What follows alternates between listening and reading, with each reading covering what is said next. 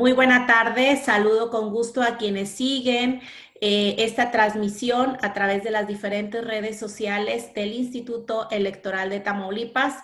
Bienvenidas todas las personas a esta edición número 22 del programa institucional Diálogos por la Igualdad.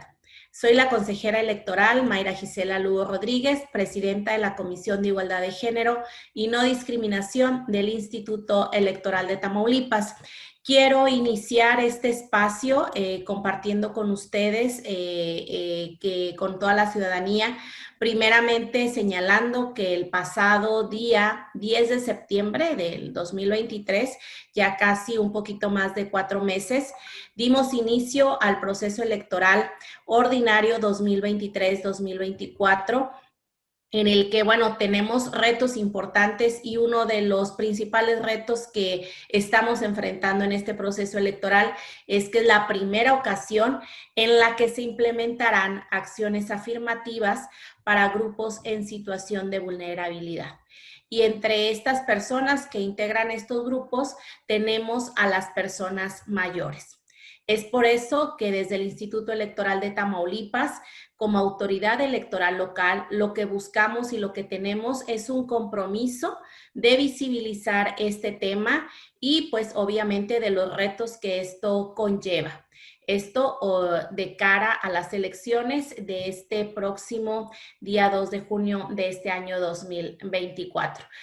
Antes que nada, también darles la bienvenida y agradecerles que sigan este programa de Diálogos por la Igualdad. Este es nuestro primer programa de este año 2024. También estamos por cumplir 2 años de este programa, un reto importante también para la institución, el de continuar visibilizando los temas importantes que le competen a la Comisión de Igualdad de Género y No Discriminación.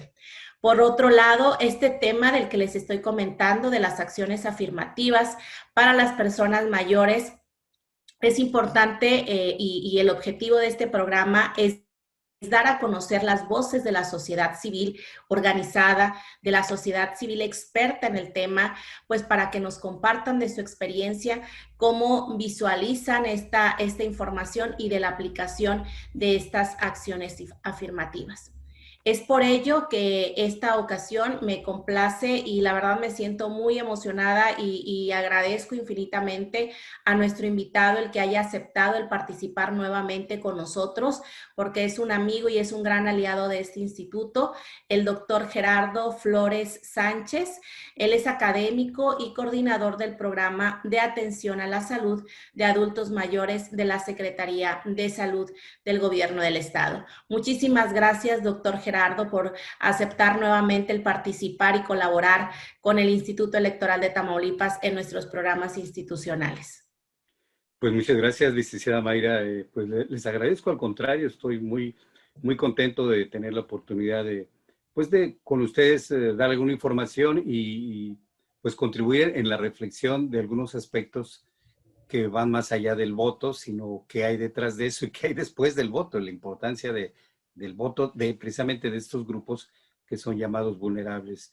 No nada más a este grupo le importa esa participación, sino tiene repercusiones en todos los demás, la edad que sea. Entonces, bueno, pues les agradezco esta oportunidad. Gracias, doctor Gerardo. Y bueno, para que nuestra audiencia conozca quién es el doctor Gerardo Flores, me voy a permitir compartir una parte de su reseña curricular, un pequeño extracto de lo mucho que tiene de experiencia nuestro invitado de esta emisión número 22. El doctor Gerardo Flores Sánchez es médico cirujano partero, egresado de la Universidad Nacional Autónoma de México. Es epidemiólogo e infectólogo certificado por el Consejo Nacional de Infectología. Cuenta con 4 maestrías y es docente en ciencias sociales con énfasis en políticas públicas de envejecimiento en el Colegio de Tamaulipas. Asimismo, cuenta con diplomados en Derechos Humanos, Envejecimiento y Gerontología. Actualmente es coordinador estatal del Programa de Atención a la Salud del Adulto Mayor y coordinador técnico del Comité Estatal de Atención del Envejecimiento. Además, es autor de un libro sobre tanatología y cuidados paliativos y de capítulos en 4 libros. Ha publicado en revistas científicas locales y binacionales más de 25 trabajos sobre epidemiología de padecimientos infecciosos, accidentes crónico-degenerativos, envejecimientos, cuidados paliativos, tanatología y derechos humanos. Es miembro fundador de Agentes de la Sociedad Civil en Red, Red AC, Vida Nueva, Una Luz en Esclerosis Múltiple y de la Asociación de Geriatras y Gerontólogos de Tamaulipas. Además, ha sido observador electoral en procesos electorales estatales. Él es parte de su currículum del doctor Gerardo Flores, es nuestro invitado de esta emisión número 22. Y bueno, doctor, para empezar con nuestra plática, con nuestro diálogo, quisiera que nos pudiera compartir para poder contextualizar con nuestra audiencia, que nos comentara acerca de su interés, cómo surge su interés en los estudios de la atención de las personas mayores. Gracias. Bueno, pues esto me da una oportunidad de hablar un poquito de cómo una vocación o un interés se va transformando ya en una acción como la que tengo, que es institucional y social. Y también cómo esto fue guiando mis estudios. Yo soy doctorante del Colegio de Tamaulipas. Todavía no, ojalá que tenga una oportunidad de ser docente, soy doctorante. En breve ya voy a tener mi grado. Y bueno, y precisamente en ese instituto, en este colegio, se va complementando una formación que empecé desde que inicié la carrera, que es una orientación de la medicina o de la salud, pero hacia el ámbito social. Bueno, entonces, pues yo empecé a medicina muy interesado en ciencias básicas, fisiología, bioquímica, farmacología, cosas que a muchos no les gusta. A mí me encantaban las matemáticas, la estadística, todo eso. Pero afortunadamente me invitaron a un grupo de maestros y alumnos muy avanzados, muy comprometidos, a hacer visitas a diferentes lugares rurales y suburbanos de las ciudades de nuestro país. Esto es en el antiguo Distrito Federal, ahí en la UNAM. Y ahí, pues, aunque yo conocía la realidad, pero ya como investigador o con esa visión de ciencia, pues me enfrenté a un fenómeno que es el social, y pues cambió un poquito mi perspectiva. Para mí el origen de las enfermedades estaba pues en lo biológico, en los gérmenes, en las bacterias, que la mayoría eran enfermedades infecciosas, pero ahí me di cuenta, y luego lo comprobé con otros textos que tuve ya interés de leer, que la enfermedad se origina por las condiciones sociales. Podríamos decir muy esquemáticamente que la pobreza y la desigualdad y la inequidad es la causa de las enfermedades. Ahí está la gente, ahí está el virus, pero si no hubiera esta inequidad, pues la enfermedad no se presentaba. Y ahí tomé ese rumbo, hice mi servicio social en una zona indígena, me profundicé más en este interés, hice la maestría en medicina social, donde tuve la oportunidad de incursionar en un área que se llama epidemiología social, que aparte de lo infeccioso ve precisamente estos determinantes sociales. Luego, en Tamaulipas tuve la fortuna de ser contratado como epidemiólogo. Y bueno, Tamaulipas en 1982 estaba atosigado de todo tipo de epidemias infecciosas. Me tocó trabajar en el control del cólera, de la tuberculosis, de la poliomielitis, del paludismo, de la rabia, bueno, y una lista larga, incluyendo el SIDA y pues un poquito de la primera pandemia de influenza. Pero precisamente fue en 1990, en el mundo empezó en el 80, pero aquí en México y en la zona norte, que vamos más adelantados en algunos procesos, empezamos a ver el incremento de la población de adultos mayores con su problemática de enfermedades crónicas. Y yo como epidemiólogo, yo me especialicé en vigilancia epidemiológica, pues definitivamente noté ese fenómeno y ya con un interés científico y social, pues me empecé a ocupar de los adultos mayores. Y a partir de ahí, fue de los 90 a la fecha, pues he podido yo ir teniendo contacto con toda esa corriente de ciencia, de instituciones, de políticas que han reconocido al envejecimiento poblacional como uno de los fenómenos más trascendentales que tiene este siglo. El siglo XXI ya queda muy claro, ¿no? Pensemos nada más en las pensiones. sociedades, instituciones están amenazadas por una quiebra económica por las pensiones, pero vemos la salud. El sistema de salud no está preparado para atender. Atendía, por ejemplo, los partos. Yo empecé como partero, pero no está preparada para problemas de los que presentan los otros, ni la longevidad. La longevidad no es problema, es que la gente está viviendo más y el Fondo Monetario Internacional lo catalogó como un problema, porque no se morían a los 85 y 90 años. Les salía muy caro que gente viviera más de 90 años. Y son unos cuantos ejemplos yo estoy convencido, y por eso estoy en esa línea de investigación y de acción, de que el envejecimiento va a transformar a la sociedad del siglo XXI. Esto se va a notar muy claramente del año 2050 en adelante, y en el 2100 vamos a estar ya en otra dimensión por este fenómeno del envejecimiento. Por eso me interesan los autores. Qué interesante lo que nos comenta, doctor, esta línea de reflexión sobre el envejecimiento. Creo que yo creo que somos muy pocas las personas las que nos detenemos a pensar en esta parte. Creo que por un tema de vanidad muchos creemos que vamos a estar siempre jóvenes y que siempre vamos a tener la misma edad, pero esta línea de reflexión tan importante del envejecimiento, lo que conlleva no nada más es que tienes más edad, sino que todos los problemas y todas las situaciones que repercuten en una persona conforme va avanzando su edad. Y en ese sentido, doctor, desde su experiencia, desde su vasta experiencia profesional, ¿cuáles cree que son las razones por lo que las personas mayores son un grupo en situación de vulnerabilidad? Bueno, este es un grupo que estamos acostumbrados a pensar que los grupos vulnerables son minoritarios en cuanto a número, pero ya para 2030, puede ser, ya ahorita en algunos municipios de Tamaulipas, los más pobres y los más rurales, ya casi 1 de cada 4 habitantes es adulto mayor.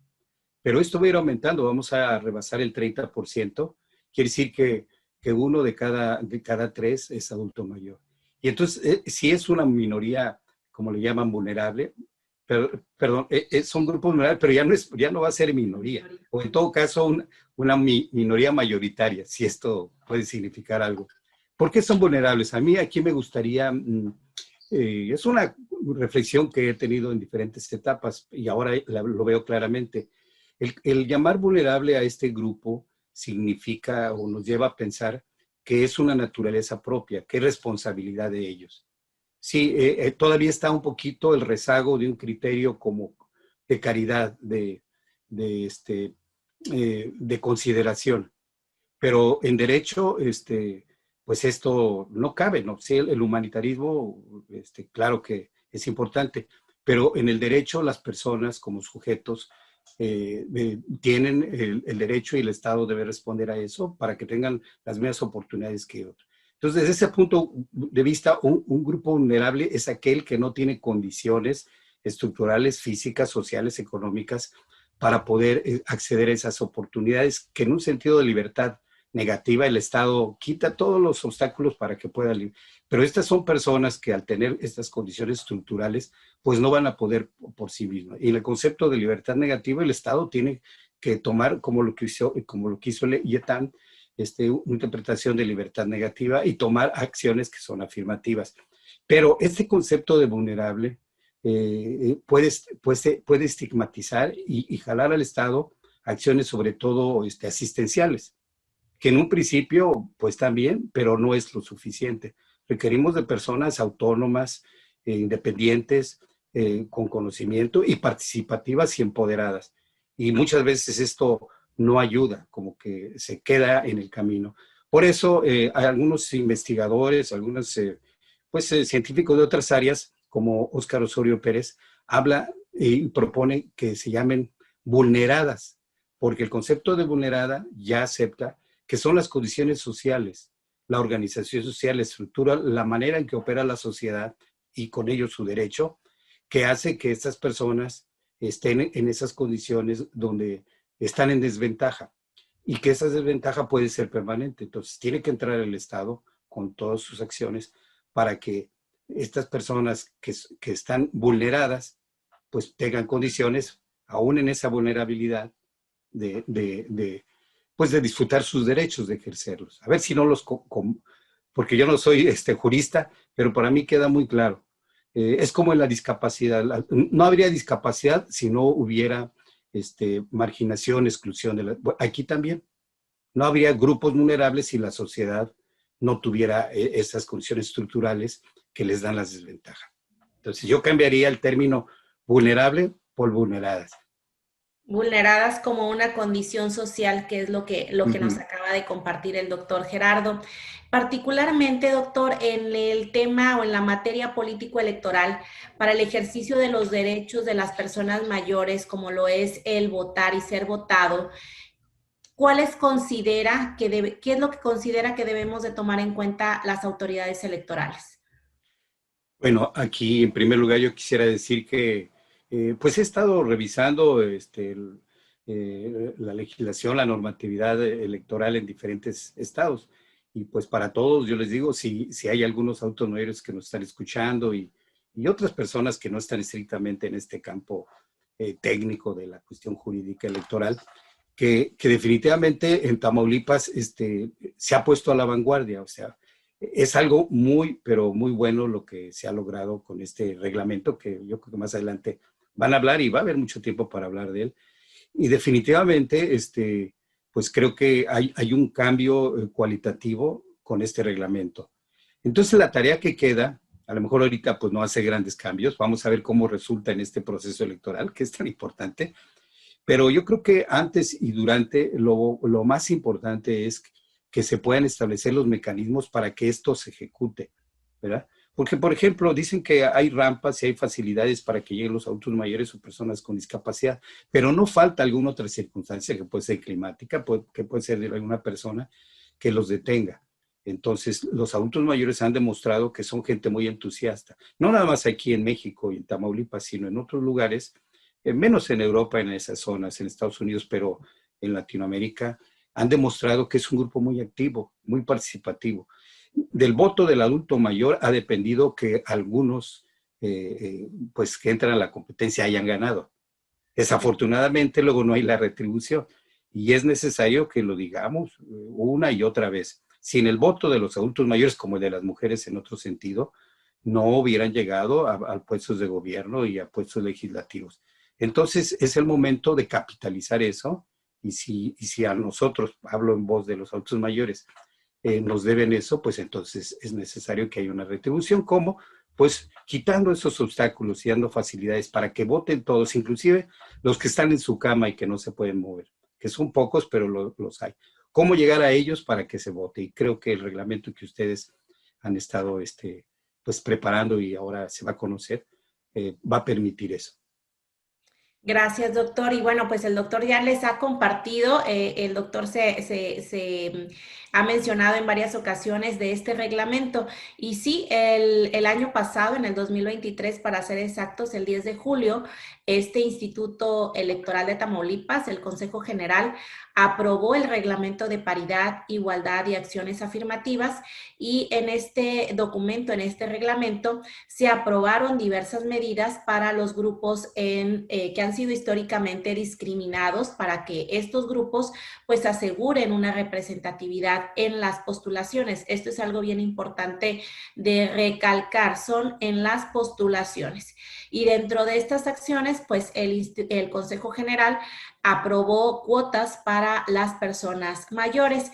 En específico, quiero mencionar que estas acciones afirmativas están señaladas por cuanto hace a la elección en ayuntamientos. ¿Y en qué consiste estas acciones afirmativas? Pues bueno, aquí en esta elección de ayuntamientos, los partidos políticos y las candidaturas independientes deberán postular al menos una fórmula de personas mayores o jóvenes en cuando menos 15 municipios del estado. Hay algo bien importante. En caso de que no se registren planillas para la elección de ayuntamientos en al menos 26 de los municipios, pues se deberán de incluir candidaturas de estos grupos en situación de vulnerabilidad en al menos el 35% de los municipios en los que se registren dichas planillas. En su opinión, doctor, ¿cuál es su opinión respecto de estas acciones afirmativas en este reglamento de paridad, igualdad y acciones afirmativas aprobado el año pasado? Bueno, usted lo explicó muy bien. Este, yo espero que los que nos están escuchando y que no son especialistas en esta materia, vayan al reglamento directamente, lo lean una y otra vez, está muy bien organizado y que repasen cada vez. Viene ahí también ¿cómo le llaman? Como un vocabulario, ahí vienen de cada concepto para entenderlo perfectamente. Y les he dicho que esto marca es un parteaguas.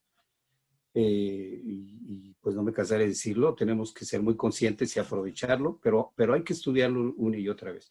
Pues es muy avanzado. Sin embargo, yo voy a mencionar algo que no le quita para nada el mérito que en general tiene este reglamento, que yo quisiera simplificar antes de meterme a mencionar algunos artículos para no perdernos.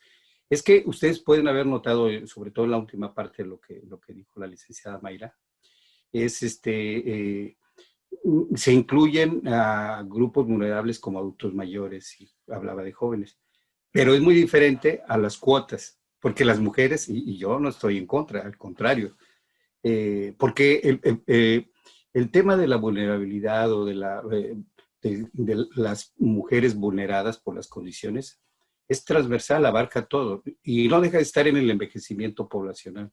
Las más afectadas son las mujeres.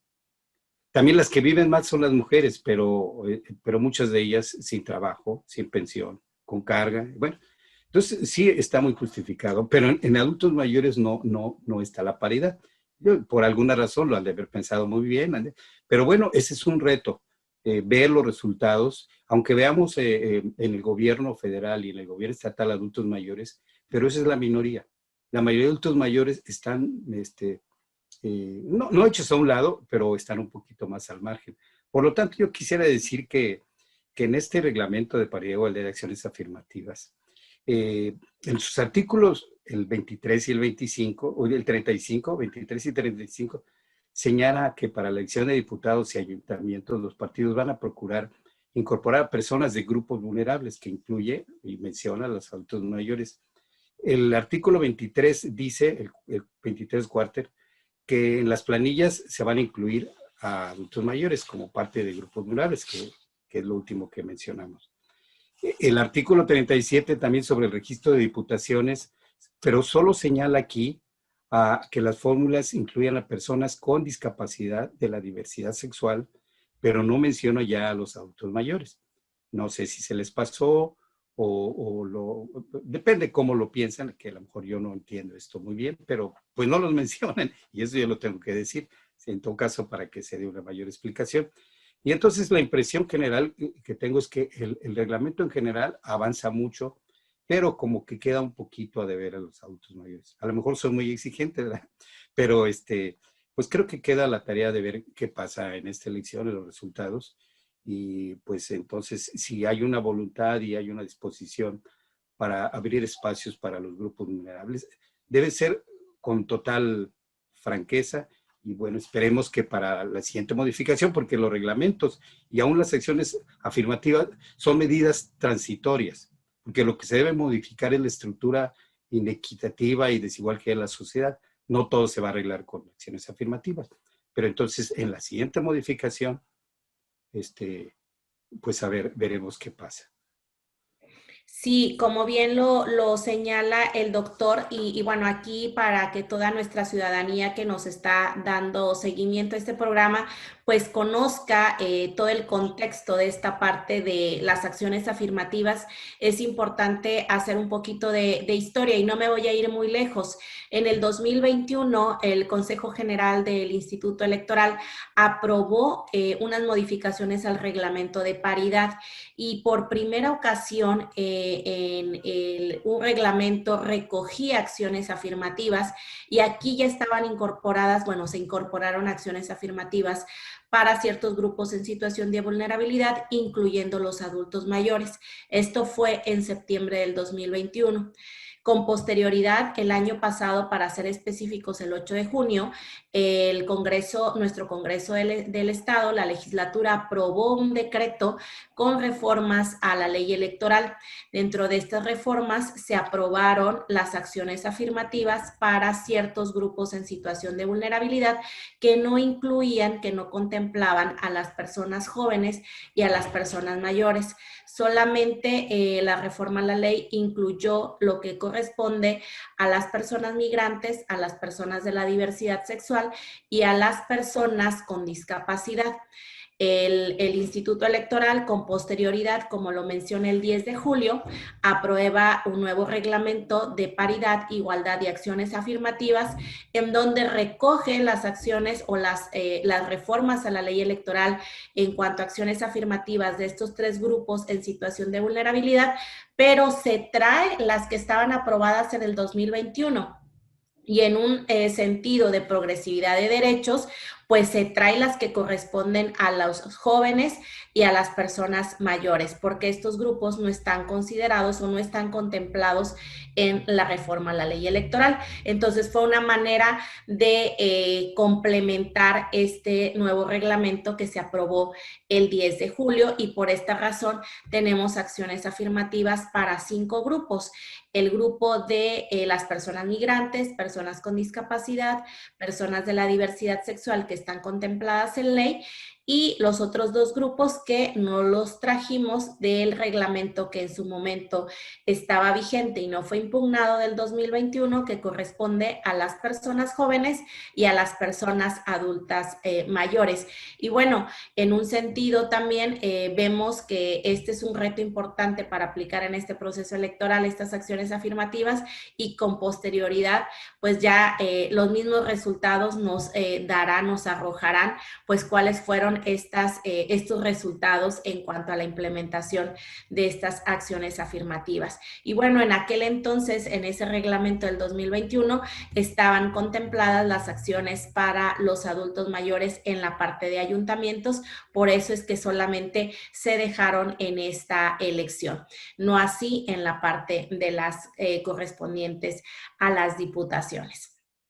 Y bueno, continuando con ya después de la aclaración, continuando con la plática con el doctor Gerardo, es importante conocer del doctor cuáles son los retos que vislumbra o cuáles son los problemas que considera las personas mayores enfrentan al querer participar en la vida político-electoral de nuestra entidad, doctor.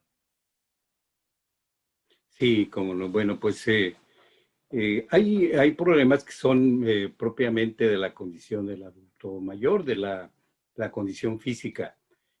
Hay un 70% de los adultos mayores pueden movilizarse muy bien, pero hay otro porcentaje, el 25%, que ya empiezan a tener limitaciones.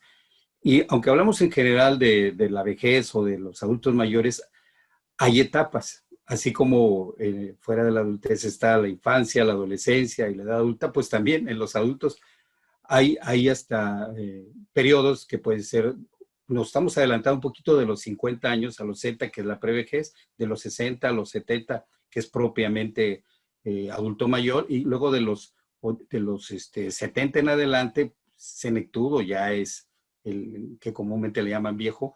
Pero luego están los longevos de más de 90 años, que no son pocos. En Tamaulipas hay personas de más de 100 años, de 110, 115, no muchos, pero sí los hay.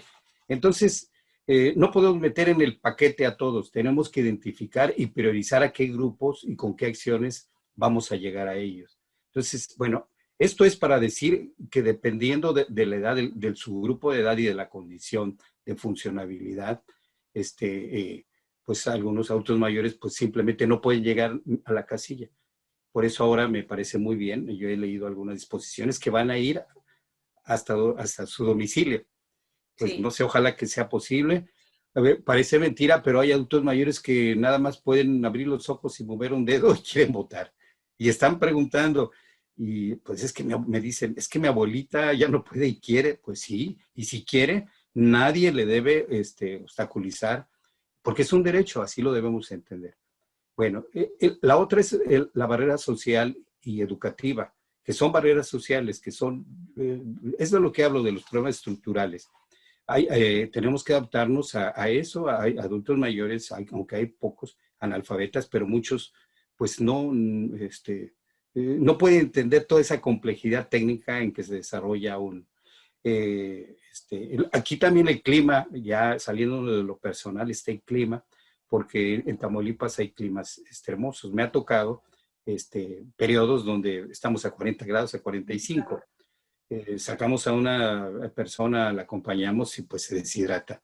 Entonces, y el otro, y creo que la última elección se pudo ver un ambiente de seguridad. Ha habido años en Tamaulipas, otros periodos donde el miedo por la inseguridad, pues mejor se quedaba. Y otra cosa que, bueno, no es el tema de esta entrevista, pero pues hay muchos adultos mayores en Estados Unidos que allá dejaron su vida, que enriquecieron ese país y que no pueden votar, ni allá ni acá. Entonces, ese es otro tema también, la ubicación donde están. En las áreas rurales no es lo mismo que aquí, porque puede haber alguien que los lleve todo, pero en un área rural donde tienen que subir y bajar lomas, cruzar ríos, son cuestiones que son menos, pero bueno, si queremos cubrir a todos. Entonces, ya hablé de condiciones personales, condiciones ambientales y condiciones sociales. Pues yo creo que son las principales. Y a todos, no nada más a los adultos mayores, creo que un factor muy importante es la educación y la concientización como ciudadanos, que estemos empoderados para ejercer nuestros derechos. Y eso no nada más depende de cada persona, sino precisamente son las instituciones las que pueden ayudar a promover precisamente ese desarrollo de la cultura y de la conciencia ciudadana. Y que tengan confianza, porque si no, yo no voy a decir nada nuevo, pero alguien, ¿para qué voy a votar? ¿Para qué siempre ganan los mismos o siempre ponen ahí lo que quieren? Tenemos nosotros que ganar esa confianza precisamente con esa educación y con los adultos mayores deben, yo he visto a varios que están participando como funcionarios de casilla, como observadores, por eso es complicado, pero como observador, y ¿por qué no? Pues como candidatos y como aspirantes también. Pues es una participación, es un punto muy importante para que esta legislación pues, esté acompañada por todo lo demás, que estén todos los ingredientes. Así es, yo creo que muchas veces y la mayoría de las veces las personas mayores nos ponen el ejemplo a las personas más jóvenes porque tienen un alto sentido de responsabilidad de participar en todas estas actividades político-electorales y además son muy activos y participativos. Entonces yo creo que muchas veces son ellos quienes nos ponen el ejemplo a quienes somos un poco más jóvenes. Y bueno, en ese sentido, doctor, ¿cuáles considera que son las vías más importantes pues para que todas estas personas mayores participen en el ámbito político y público en Tamaulipas? Pues yo creo que ahorita hay condiciones para que sean las vías convencionales, las legales, y que pues a través de precisamente de votar, de participar y de organizaciones, que no lo mencioné, pero también es otro problema. No hay una cultura de la organización. Se le ha tenido miedo a ver grupos organizados, porque si no vayan a protestar, me vayan a exigir. Pero una sociedad democrática como la que queremos necesita tener fuertes estructuras organizativas. No nada más de partidos políticos, sino de asociaciones, de grupos, de colectivos, de cooperativas, porque si no queda, que pocos adultos mayores hacen eso, aunque hay algunos muy guerreros, que son las secciones no convencionales, que es el meeting, es la protesta, el bloqueo, el toma de instalaciones y demás, y pues que no hay necesidad, no hay por qué actualmente en el avance democrático, con todos los peros que se quieran poner, pero hay una vía convencional amplia. Pues hay que difundirla, hay que promover que se organicen. Por eso estoy en Red, muy pretenciosamente decimos sociedad que gobierna. Entonces, es lo que queremos, que quien gobierne, quien dirige, pues sea la sociedad en los cauces legales que ya están establecidos. Doctor, mencionábamos hace un momento la parte correspondiente al reglamento de paridad, igualdad y acciones afirmativas y explicábamos un poquito en la elección de ayuntamientos cómo va la representación de las personas mayores. ¿Usted en ese sentido considera que se logrará representatividad de los adultos mayores con estas acciones afirmativas? Se va a avanzar y bueno, pues es difícil adelantar mucho, porque creo que nuestra tarea es, de parte de ustedes, haber establecido este reglamento, ver que se cumpla, y de parte de nosotros, de la sociedad, pues participarlo, porque a veces hay mucha crítica y mucha inconformidad, pero bueno, pues tenemos que ya, se abrieron cauces, hay que aprovecharlo y veamos cuál es el resultado. Yo creo que sí hay condiciones para que se dé una participación. De por sí ya era importante y creo que se va a notar. Hay, y aquí quiero anotar algo, es necesario que tengamos más información, bases de datos, estudios, que las universidades se tome este tema como problema de tesis y que haya publicaciones para conocer qué es lo que está pasando, que no nos imaginemos nada. Para eso es la ciencia, para dar información y datos objetivos de lo que sucede. Entonces, yo confío mucho que sí va a haber más participación, pero bueno, hay que, no nada más es la observación de ver quién se mueve, sino bajo el ojo de de las ciencias sociales, las ciencias jurídicas, veamos qué sucede para poder explicar lo que viene después. Qué importante eso que nos menciona, porque sí, como usted lo dice, hay que dar un paso y este paso lo estamos dando pues en este proceso electoral en el que se implementarán por primera ocasión las acciones afirmativas y hay que tomar nota de todos los resultados que vayamos a obtener para ver cuáles son las acciones que en un futuro tendremos que implementar. Y bueno, doctor, ¿cuáles considera que son los retos más importantes para lograr una verdadera representación sustantiva de estas personas mayores en los cargos de elección popular, tanto para las organizaciones de la sociedad civil como partidos políticos y autoridades electorales? Bueno, aquí yo quisiera, pues, tomar una responsabilidad los que formamos parte de este grupo, que es la participación. Y la tarea de las instituciones del Estado con sus diferentes instituciones y todo el marco jurídico es abrir y dar facilidades y promover esta participación, pero creo que básicamente es la participación y también de la sociedad en general. Yo voy a comentar algo que pues se evade porque se piensa que no existe, pero hay muchas evidencias que lo muestran. Le llamamos nosotros edadismo, que es la discriminación por la edad. Yo la he sufrido y la sufro, aunque bueno, yo no me doy mucho al sufrimiento, pero no dejo de verla. Me ven mayor, yo tengo ya 70 años, y dicen, bueno, ¿y el señor por qué anda en esto a su edad? ¿Qué anda haciendo? Y entonces, es muy importante que cambiemos de chip, de paradigma.